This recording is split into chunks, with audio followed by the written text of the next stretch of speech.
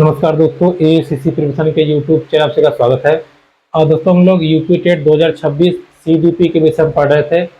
आज बाल विकास की जो अगर आप सिलेबस वाइज कहेंगे तो हमारी आखिरी वीडियो होगी। इस वीडियो में हम लोग 4-5 बिंदुओं पर चर्चा करेंगे और लगभग हमारा पूरा सिलेबस आज खत्म हो जाएगा। इसके बाद हम लोग अपना प्रैक्टिस सेट शुरू करेंगे और एक एक जो पिछले साल के प्रश्न पत्र हैं उसको हम देखेंगे और बनाएंगे। देखिए, अगर हम सिलेबस वाइज करें तो आपका पूरा हो चुका है। फिर हम प्रैक्टिस करेंगे, अगर वहाँ कुछ नई चीज़ें आएंगी तो वो भी हम आपको वहाँ पे अच्छे से समझा देंगे।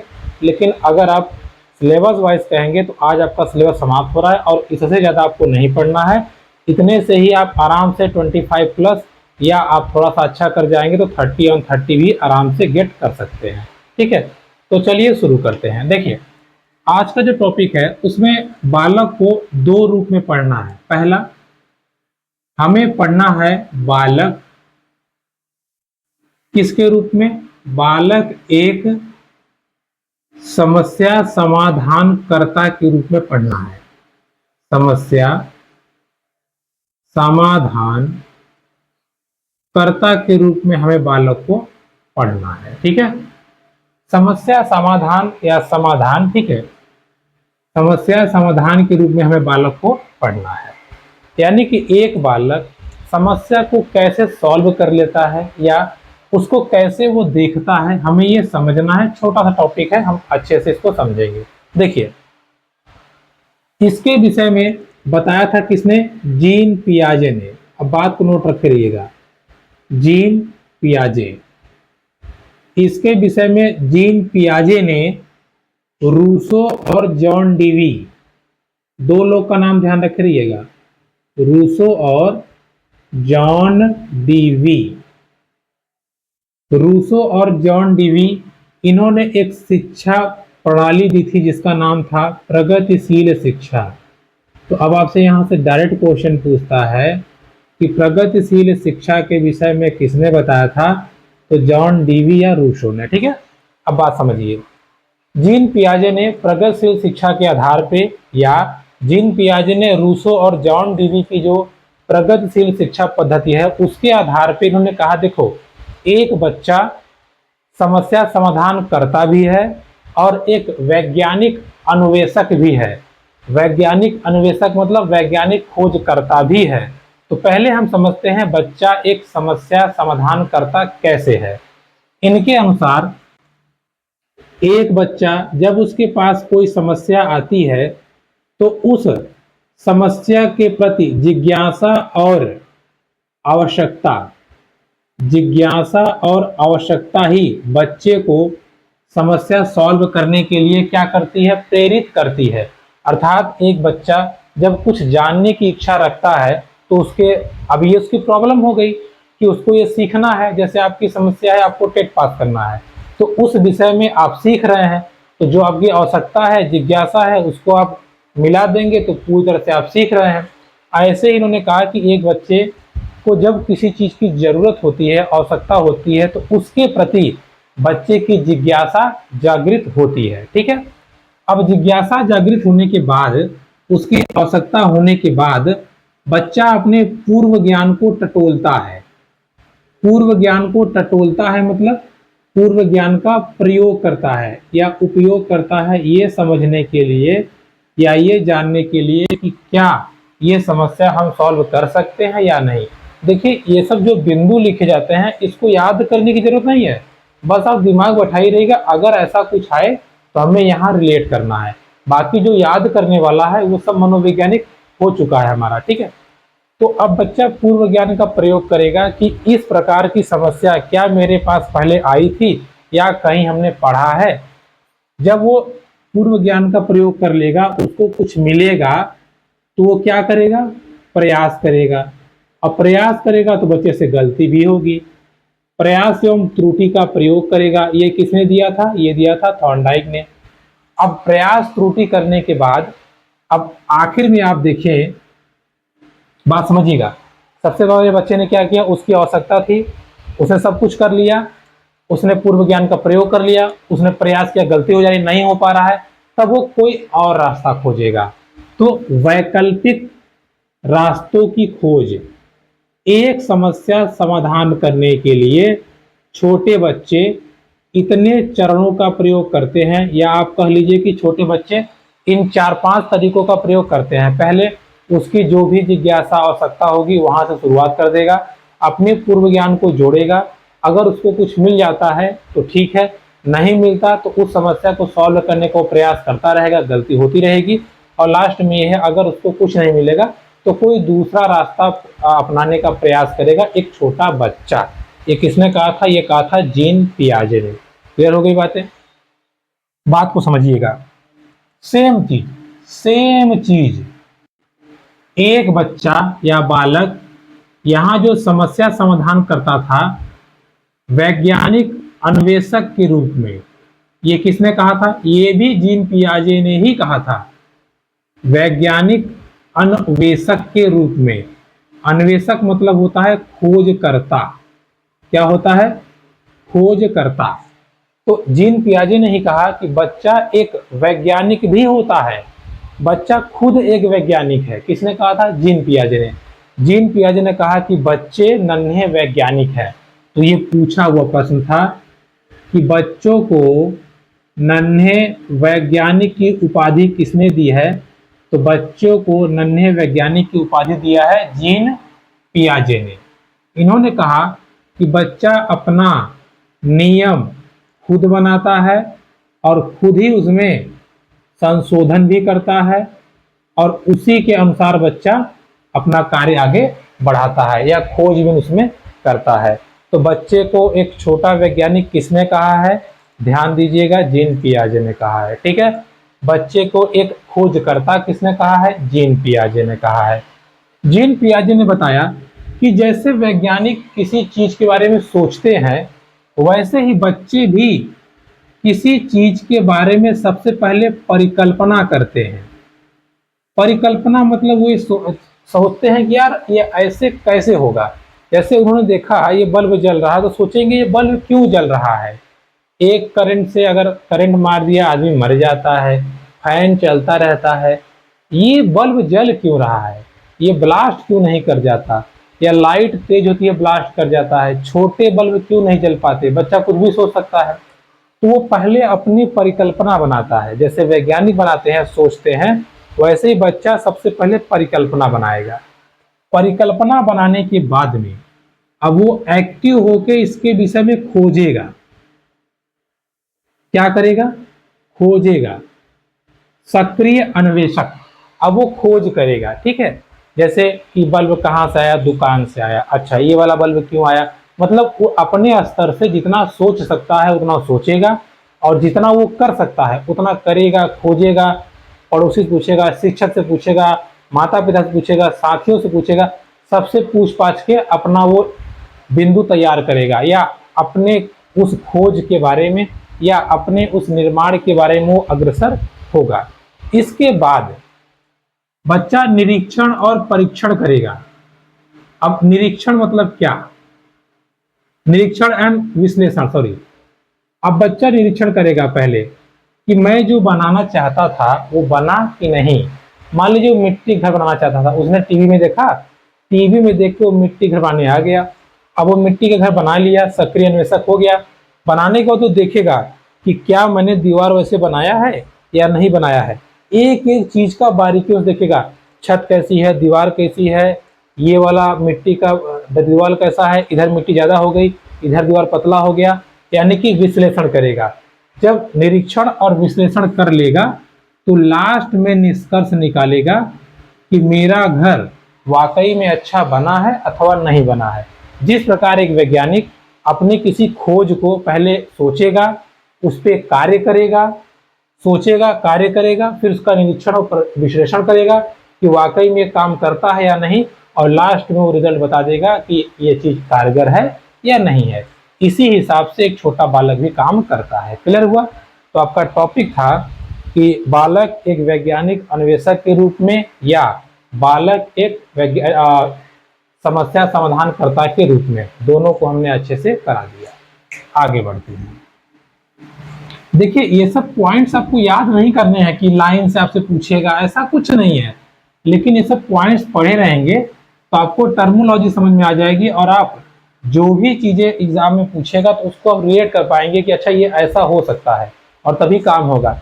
देखिए, बाल विकास में कभी भी एक शिक्षक, दो शिक्षक, तीन शिक्षक, जितने भी शिक्षक से आप पढ़ लीजिए, जब तक आप अपनी स्किल, आपकी अपनी समझ पे काम नहीं करेंगे तो आप क्वेश्चन में फंसेंगे।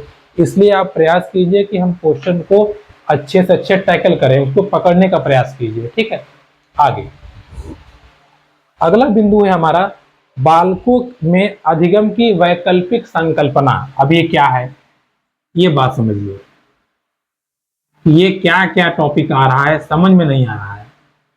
बालक की अधिगम में वैकल्पिक संकल्पना। अगर अभी आपको याद होगा, मैंने आपको अभी कुछ देर पहले बताया था कि बच्चा जब प्रॉब्लम को सॉल्व नहीं कर पाता तो कोई दूसरा रास्ता खोजता है।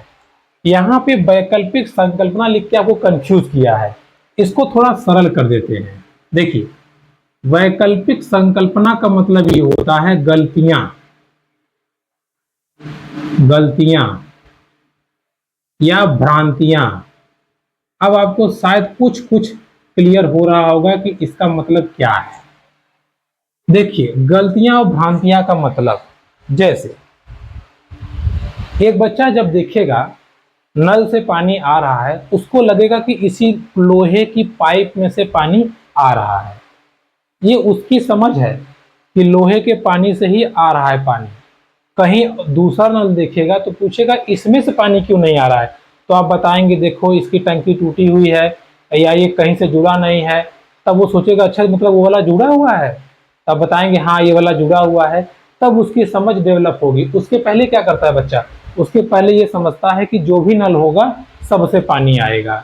या एक बच्चा जब आग को हाथ से पकड़ेगा या उसको अगर आप गरम गरम कप में चाय देंगे, जब वो टच करेगा तो जल जाएगा, तो उसको अनुभव हो जाएगा कि यार ये जलते हैं हम। वैसे आप उस अगर एक बार जला के फिर उसको दूसरा कप देंगे, पकड़ो पकड़ो नहीं पकड़ेगा वो, क्योंकि उसके दिमाग में भ्रांति है कि वो गर्म था तो ये भी गर्म होगा। ठीक है, जैसे छोटे बच्चे क्या समझते हैं, पृथ्वी गोल है, हम लोग पढ़ते भी थे पहले, तो बच्चा समझेगा पृथ्वी गोल ही है।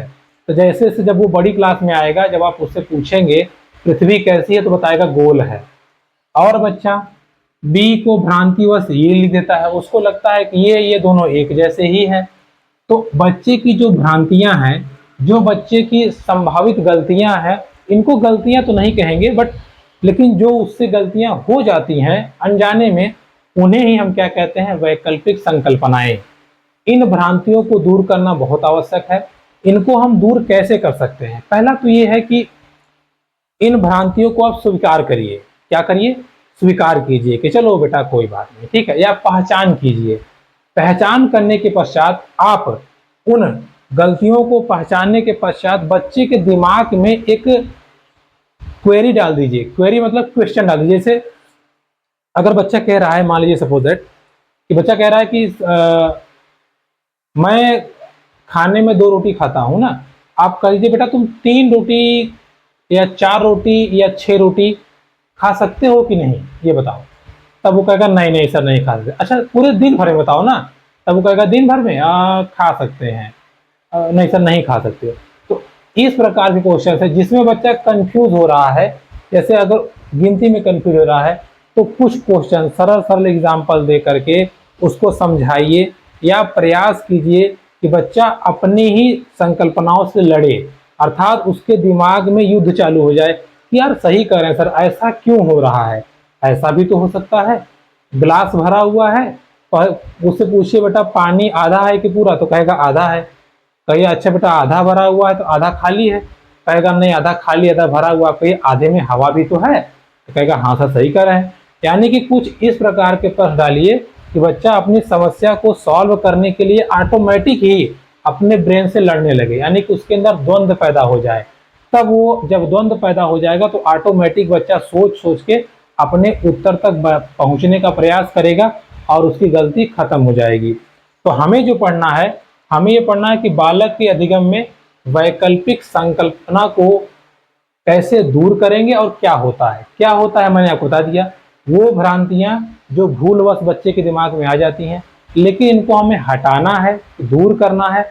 तो कैसे दूर करेंगे? सबसे पहले ये है कि आप सभी भ्रांतियों को स्वीकार कीजिए। क्या कीजिए?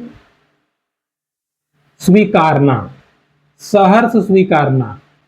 अगर बच्चे से कोई गलती हो रही है, किसी टर्मोलॉजी पे या किसी शब्दावली में वो गलत बोल रहा है, मान लीजिए वो कह रहा है कि सर ये M है और ये W है, तो आप उसको डांटिए नहीं। उसको ज्ञान तो है कि MW ऐसे ही होते हैं, बट वो ये नहीं समझ पा रहा है कि उल्टा ये सीधा कैसे हो गया।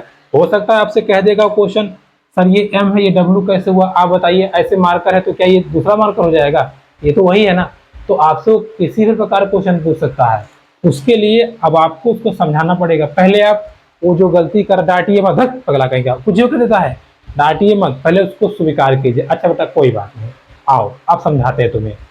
पहले उसकी जो भी उसने गलती की है उसको आप स्वीकार कीजिए, सहर्ष स्वीकार कीजिए, मुस्कुराते हुए कि चलो कोई बात नहीं, कोई बात बेटा होता है। और उसके साथ संवेदना व्यक्त कीजिए। संवेदना मतलब एकदम प्यार से उसके साथ पेश आइए। ऐसा नहीं उसको डांट डपट दीजिए जिससे बच्चा डर जाए और आपके पास आने से घबराए। उसके बाद आप ये पता करिए कि बच्चा ये गलती क्यों कर रहा है। कारणों को जानना, कारणों को जानना। अब आप जानिए कि अगर ये बच्चा इस चीज को ऐसे लिख रहा है तो क्यों लिख रहा है, क्या गलती कर रहा है। जब आप जान जाइए तो उसको डायरेक्ट मत बताइए। डायरेक्ट बताने की खबर हो जाएगा। उसको डायरेक्ट मत बताइए, उसको संकेत दीजिए। क्या दीजिए? संकेत या पाठ। आपको याद है यही था स्कैप फोल्डिंग। अगर आपको याद होगा तो यही था हमारा स्कैप फोल्डिंग। स्कैप फोल्डिंग मतलब बच्चे को सहारा दीजिए बस। ठीक है, क्या दीजिए? सहारा, जिससे बच्चा सीख जाए, उस चीज को समझ जाए। क्लियर हुआ आपका? पहला क्या करना है, पहले उस गलती को अच्छे से स्वीकार करना। अच्छा बेटा कोई बात नहीं। फिर उसको कारण को जानना है। कारण को जानने के बाद हमें क्या करना है? स्कैप फोल्डिंग या बच्चे को सहारा देना है, और सहारा देने के बाद बच्चे की गलती को दूर कर देना है। जब आप बच्चे की गलती को पहचान करके दूर कर देते हैं, यही आपका कहलाता है उपचारात्मक शिक्षण। रिमेडियल टीचिंग यही है। जो बच्चे कमजोर हैं उनको एक्स्ट्रा टाइम दे करके, बता करके, सिखा करके उनको सही लाइन पे ले आइए। ये क्या होता है? ये होता है रेमेडियल टीचिंग। ओके, आगे देखिए, ये हमारा 2 बिंदु क्लियर हुआ। अगला टॉपिक आपका है संवेदना और बोध।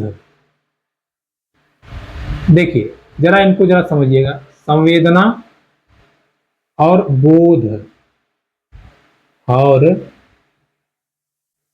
बोध। देखिए दोनों चीज को जरा हम ध्यान समझेंगे। पहले ये होता क्या है, छोटे छोटे हैं तो छोटा समझ लेते हैं।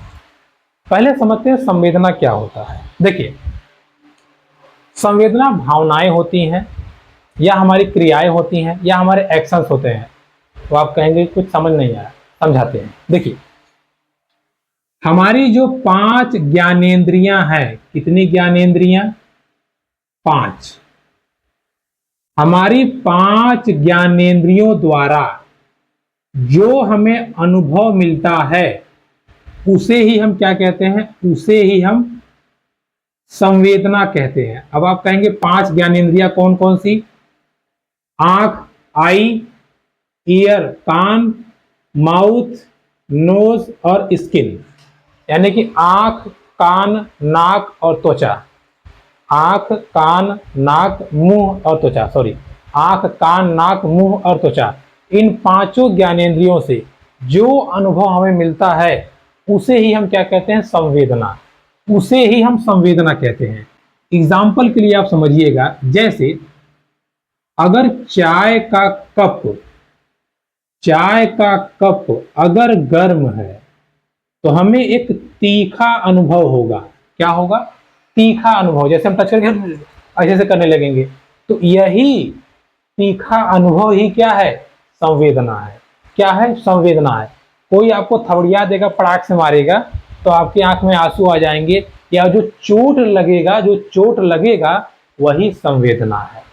कोई आपके पैसे चुरा लेगा या चोरी हो जाएगी तो आपकी जो मनोदशा होगी, आप जो इमोशन होगा, जो आपके अंदर उदासी आएगी, वो संवेदना है।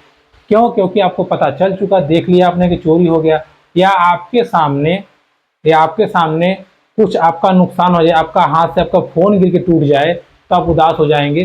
तो ये क्या है? संवेदना है। क्लियर? क्या है? संवेदना। ध्यान समझिएगा आगे। अब बात आती है बोध की। बोध क्या है? देखिए, जब संवेदना को हमारा दिमाग अर्थ देता है और अर्थ देके उसे अस्थाई बना लेता है, तो इसे ही हम कहते हैं बोध। अब कहेंगे समझ नहीं आया। संवेदना को अस्थाई तो देना ही बोध है। संवेदना को अस्थाई तो देना ही बोध है। कैसे? बात को समझिए। चाय का कप जैसे ही आपके हाथ पे आया, दिमाग तुरंत बोलेगा हटाओ वहां से हाथ, पगला नहीं जल जाएगा। तो ये जो दिमाग डायरेक्शन दिया हाथ को कि हटाओ वहां से, यही बोध है। यही क्या है? बोध है। यानी कि संवेदना को पढ़ करके जब दिमाग उसके अर्थ को बताता है, वो होता है बोध। कोई आपको एक मुक्का थपाक से मारेगा तो आपका दिमाग तुरंत कहेगा पगला बैठा क्या है, मार दो थोड़ा उसको। आप भी उसको दो थोड़ा मार देंगे। ये बोध हुआ। संवेदना मीन्स आपको अनुभव हो गया कि आप मार खा चुके हैं। बोध ये हुआ कि दिमाग कह रहा है कि मारा है तो मारो तुम भी इसको। और वही बोध अगर टीचर मारेगा तो आप हाथ नहीं उठाएंगे तो लगेगा, क्योंकि दिमाग कहेगा नहीं नहीं गुरुजी हैं मार सकते हैं, मम्मी पापा मारेंगे, मम्मी पापा हैं मार सकते हैं, ऐसा कुछ नहीं करना है। दोस्त आपका गाली देगा, आप तुरंत उसको गाली दे देंगे। क्यों? क्योंकि दिमाग कहता है अपना दोस्त ही तो है, सुना इसको पहले तो थोड़ा अच्छा। तो यही अंतर है संवेदना और बोध में।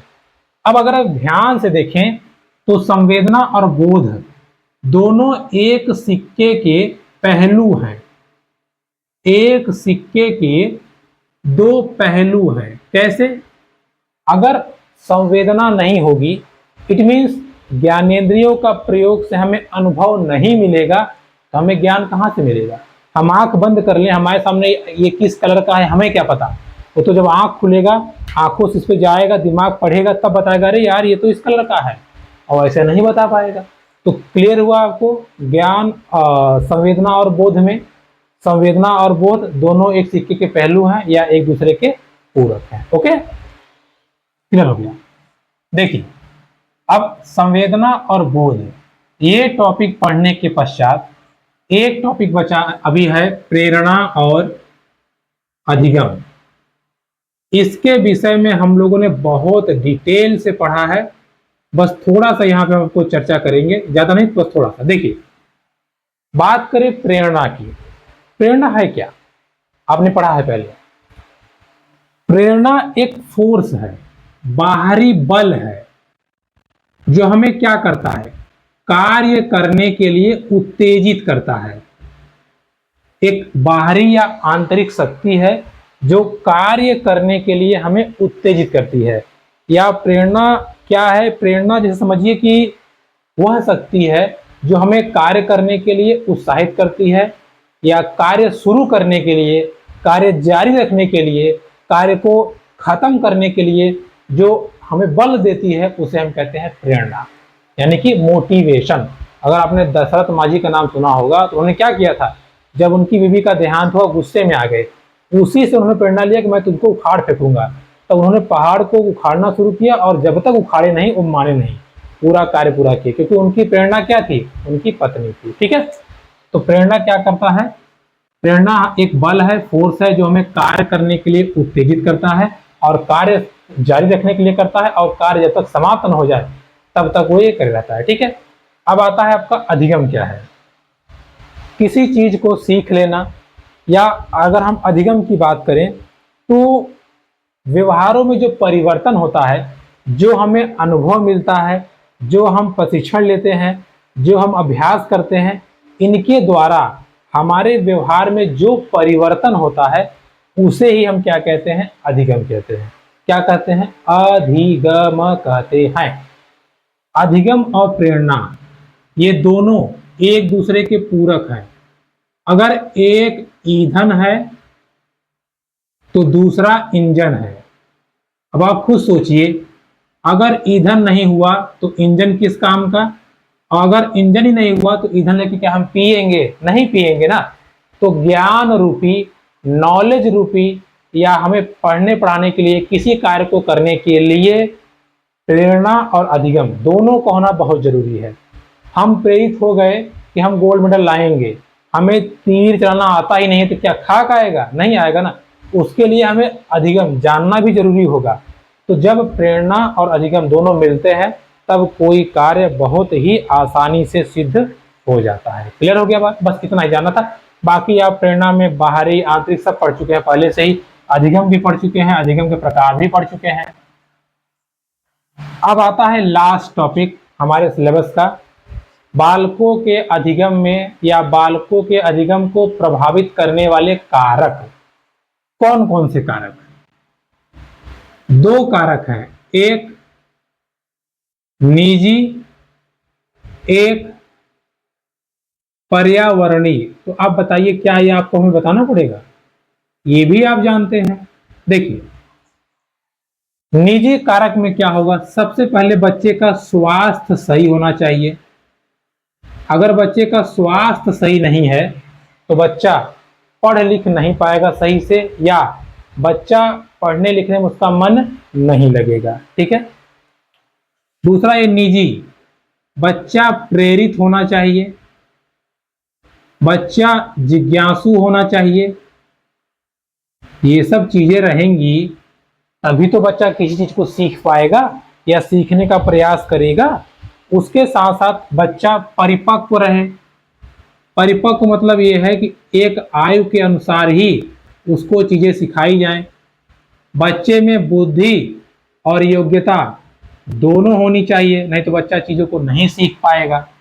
वही पर्यावरणीय कारणों की बात करें तो बच्चे का पारिवारिक माहौल कैसा है, ये भी इस बात पर डिपेंड करता है कि बच्चा कितना सीख पाएगा, कितना नहीं सीख पाएगा।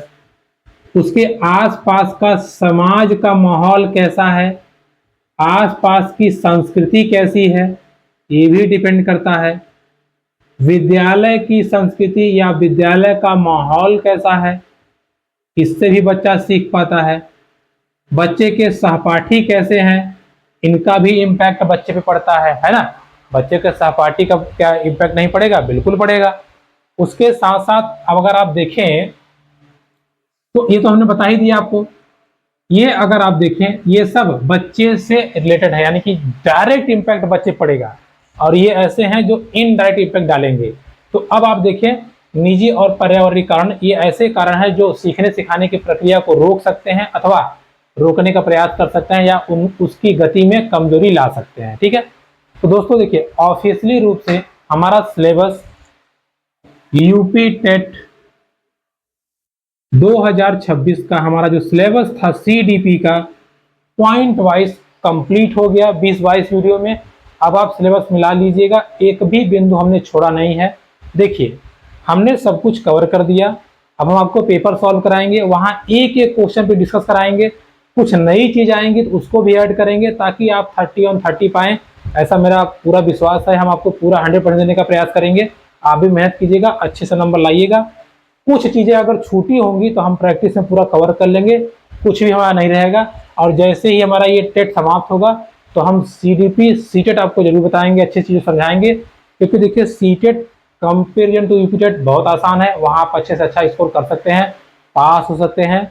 यूपी टेट में भी सीडीपी सेक्शन में इतना ही है, आप आराम से चीजों को कवर कीजिए, अच्छे से पढ़िएगा, पास कीजिएगा। बस इसके बाद ये आखिरी वीडियो, अगली क्लास से हम लोग टेस्ट करना शुरू करेंगे। आप अच्छे से तैयार रहिए और क्लास को पूरा देखा कीजिए, एक एक पॉइंट को मिस मत कीजिएगा, क्योंकि अब आपको पता चलेगा कि आपने क्या पढ़ा था और पेपर में क्या आ रहा है। तो चलिए मिलेंगे आपसे अगली वीडियो में, तब तक के लिए